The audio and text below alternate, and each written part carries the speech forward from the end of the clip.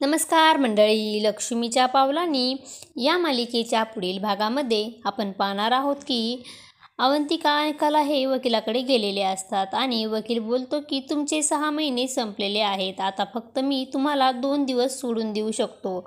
या 2 दिवसामध्ये तुमची एकतर फाईल कायमस्वरूपी बंद होईल, नाहीतर मग मी तुम्हाला डिवोर्स देऊन मोकळा होईल. मला 2 दिवसामध्ये तुमचा जो काही निर्णय आहे तो कळवा आणि जर तो तुम्ही नाही कळवलात तर मी असे समजेल की तुम्ही दोघांना एकमेकांमध्ये कसलाही रस नाही आणि तुमचा डिवोर्स होईल. आणि तेव्हा दोघेही अतिशय चिंतेमध्ये पडलेले असतात. त्यानंतर आपण पाहतो घरी गेल्यानंतर दोघेही सतत त्या वकिलाविषयी विचार करत असतात आणि एकाच वेळेस ते दोघांच्या तोंडून शब्द येतो की नाही, मला तुझ्यापासून डिवोर्स घ्यायचा नाही. आणि आदित्य बोलतो, खरे मला आयुष्यभर तुझ्या हातची ब्लॅक कॉफी प्यायची आहे. आणि कला देखील बोलते, मला देखील आयुष्यभर भीती वाटल्यानंतर तुझा हात धरून झोपायचा आहे, त्यामुळे मला डिवोर्स घ्यायचा नाही. असे बोलून दोघेही ते डिवोर्सचे पेपर फाडून टाकतात आणि दोघेही एकमेकांकडे प्रेमाने पाहू लागतात व मिठी मारतात.